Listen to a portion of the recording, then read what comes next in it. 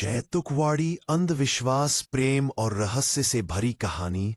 बहुत समय पहले महाराष्ट्र के कोकण किनारे एक सुंदर सा गांव था, चैतुकवाड़ी। गांव में हर शाम लोग चौपाल पर बैठ जाते, बच्चों को बुजुर्ग कहानियां सुनाते। उन्हीं कहानियों में छुपी थी एक सच्ची दास्तान, मुंजिया की।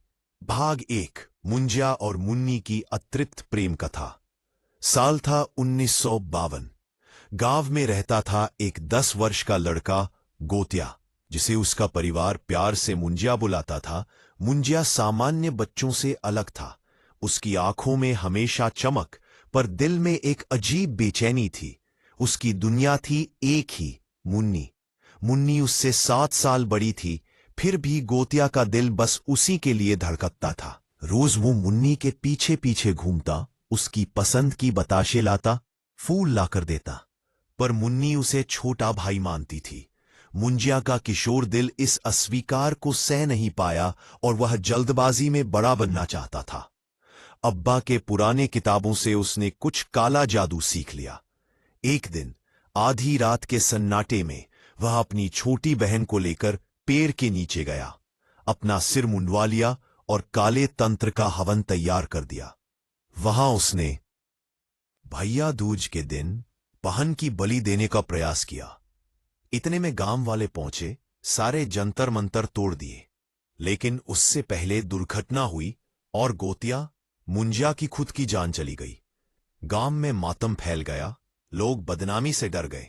इसलिए उन्होंने उसकी अस्थियां उसी बरगद के पेड़ के नीचे गाड़ दी जहां दुर्घटना हुई थी। यहीं पैदा हुई मुंजिया नाम की कहानी। भाग 2, परिवर्तन के वर्ष। आत्मा जो ठहरी रही, मुंजिया मर गया, पर उसकी आत्मा बेचैन रही। गांव में रात के सन्नाटे में अक्सर अजीब सी आवाजें आने लगी। कईयों ने पेड़ के पास किसी बच्चे की छाया देखी, जो मुन्नी मुन्नी पुकारती थी। बुजुर्गों ने समझाया, मुंजिया की आत्मा को सुकून नहीं मिला क्योंकि उसकी इच्छा अधूरी रह गई। कई साल यूं ही गुजर गए। मुंजिया की कहानी बच्चों की डरावनी और अफसोस की कहानी बन गई। गांव वालों ने तय किया कि वह पेड़ अब कोई नहीं छुएगा, ना ही वहां जाएगा। भाग 3, वर्तमान। बिट्टू की कहानी। कतार में साल बदले, समय आगे बढ़ा। आज के समय में पुणे में रहने वाले बिट्टू और उनकी मां पम्मी व दादी शहर में एक नए जीवन की तलाश में दिन बिता रहे थे। बिट्टू का परिवार चैतुकवाड़ी से ही जुड़ा था, लेकिन उनकी गांव से दूरी बनी थी।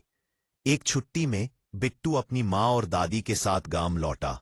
न नया अनुभव, न पुरानी यादें। गांव बदला बदला सा मिला, पर गांव वालों में वही पुरानी कहानियों का जादू था। बिट्टू की नजर जल्दी ही गांव की खूबसूरत लड़की बेला पर पड़ी, जो उसकी दूर की रिश्तेदार थी। बेला में उसे दोस्ती और थोड़ा सा प्यार भी दिखा, जो बिट्टू को गांव और भी प्यारा बना देता। भाग 4, मुंजिया की वापसी। एक दिन बिट्टू और उसके दोस्त गांव में घूमते घूमते उसी पुराने बरगद के पेड़ तक पहुंच गए। बिट्टू को पेड़ के पास अजीब सी सरसराहट महसूस हुई और अचानक उसे कुछ दिखा। एक धुंधली सी आकृति जो सिर्फ उसे ही नजर आई। यही था मुंजिया। शुरू में बिट्टू ने सोचा वह कोई सपना देख रहा है, मगर जैसे ही उसकी दादी ने उसे पेड़ के पास से आते हुए देखा तो डांटते हुए बोली, उस पेड़ के पास कभी मत जाना। जानते हो वहां किसकी आत्मा है? रात होते होते बिट्टू को अजीब सपने आने लगे, परछाइयां, आवाजें, और कभी कभी तो वह खुद को पेड़ के नीचे खड़ा महसूस करता। एक रात उसकी आंखों के सामने एक नन्हा सा बच्चा, सिर मुंडा हुआ, उसके पास खड़ा था। वही मुंजिया। मुंजिया की आत्मा ने बिट्टू को अपना माध्यम बना लिया। अब बिट्टू जहां जाता उसे मुंजिया की परछाई दिखती, कोई आवाज सुनाई देती, मुन्नी चाहिए, मुन्नी लाओ। आह। भाग 5, खोज और दर। बिट्टू परेशान रहने लगा। वह अपनी मां और दादी को कुछ बता नहीं सकता था। सिर्फ उसके दोस्त दिलजीत, जो खुद को स्पिलबर्ग कहलाना पसंद करता था, पर विश्वास किया। बिट्टू ने दिलजीत को पूरी बात बताई, लेकिन शुरुआत में दिलजीत को वह पागल सा लगा। धीरे धीरे बिट्टू की हालत बिगड़ने लगी। मुंजिया हर रोज उसको डराता, धमकाता, उसकी किताबें जमीन पर फेंक देता, कभी अचानक कमरे में कोई चीज गिरा देता। डर डर कर बिट्टू ने सोच लिया कि अब वह मुन्नी की तलाश जरूर करेगा। एक रोज उसने महसूस किया कि गांव की लड़की बेला में मुंजा अपनी पुरानी मुन्नी की झलक देख रहा है। अब उसकी परेशानी दोहरी हो गई। मुंजा किसी भी कीमत पर बेला को अपना बनाना चाहता था, और अगर बिट्टू उसकी मदद नहीं करता तो वह बिट्टू के परिवार के किसी सदस्य को नुकसान पहुंचा सकता था। भाग 6, भूत प्रेत का आतंक। बेला को कैसे बचाए। मुंजा की आत्मा ने बेला का पीछा करना शुरू कर दिया। बेला घबराई, उसका बर्ताव भी अजीब होने लगा। बिट्टू ने देखा कि बेला अक्सर रात में अपनी आंखें खोले बिना ही टहलती थी, जैसे कोई और उसमें समा गया हो। बिट्टू, उसकी माँ, दादी और दोस्त दिलजीत, सब ने आखिरकार तय किया कि इस रहस्य का सामना और समाधान करना पड़ेगा। गांव के तांत्रिक एल्विस बाबा की मदद ली गई, जिन्होंने बताया कि मुंजा की आत्मा को मुक्ति चाहिए, नहीं तो वह पीढ़ियों तक किसी न किसी बच्चे में समाता रहेगा। भाग 7, मुक्ति का रास्ता। Climax scene. एक रात बेला की तबीयत अचानक अधिक बिगड़ गई। मुंजा की आत्मा सबसे अधिक शक्तिशाली हो चुकी थी। तांत्रिक विधि के लिए सब पेड़ के पास पहुंचे। पेड़ के नीचे हवन, मंत्र, मंत्रियों की अनेक आवाजें, और अचानक मुंजा की आत्मा प्रकट हो गई। मुंजा ने जोर जोर से पुकारा, मुझे मेरी मुन्नी चाहिए, मेरी शादी कराओ। समूह में सब डरे डरे से खड़े थे।